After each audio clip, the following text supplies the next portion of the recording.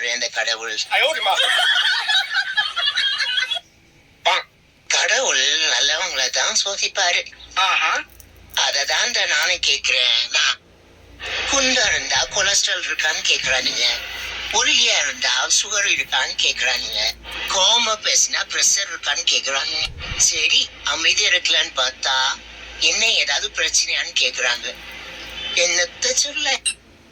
குண்டா இருந்தா கொலஸ்ட்ரால் இருக்கான்னு கேக்குறானுங்க, ஒல்லியா இருந்தா சுகர் இருக்கான்னு கேக்குறானுங்க, கோம பேசினா பிரஷர் இருக்கான்னு கேக்குறாங்க. சரி அமைதி இருக்கலான்னு பார்த்தா என்ன ஏதாவது பிரச்சனையான்னு கேக்குறாங்க. காசு சம்பாரிச்சு வச்சுக்கோங்க, ஏன்னா இங்க காசுதான் எல்லாமே. நீ பாசமா இருக்க, உன்கிட்ட நல்ல குணம் இருக்கா, அதெல்லாம் பார்க்க மாட்டாங்க. உன் பாக்கெட்ல கொஞ்சமாவது பணம் இருக்கான்னு தான் பார்ப்பாங்க.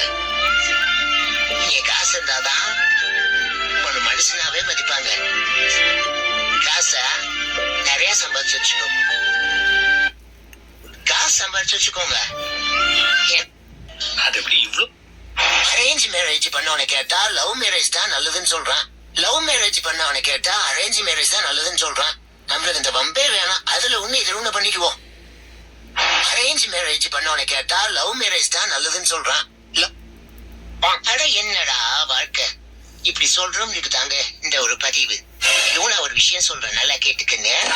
உப்பு விற்க போனா மழை பெய்யுது, மாவு விற்க போனா காத்தடிக்குதுன்னு சும்மா புலம்பிட்டு எல்லாம் இருக்க கூடாதுங்க. ரெண்டையும் சேர்த்து போல்டாவா போட்டு வித்துட்டு போயிட்டே இருக்கணும், அவ்வளவுதாங்க வாழ்க்கை.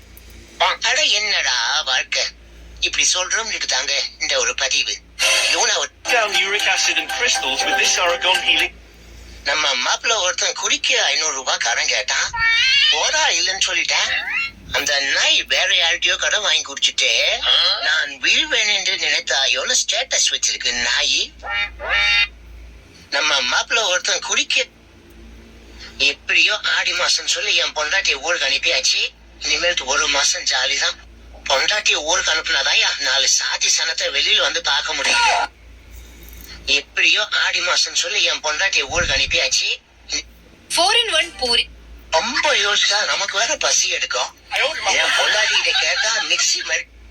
சனிக்கிழமையானா பீர் நினைப்பு வருது, ஞாயிற்றுக்கிழமையானா கறி நினைப்பு வருது, திங்கட்கிழமை ஆனா மட்டும் எந்திரிக்கவே நினைப்பு வர மாட்டாங்க. சனிக்கிழமையானா பீர் நினைப்பு வருது. தென்னை நான் வச்சு ஒரு 5 வருஷமா ஆகும். நேர வாழ்க்கை இது.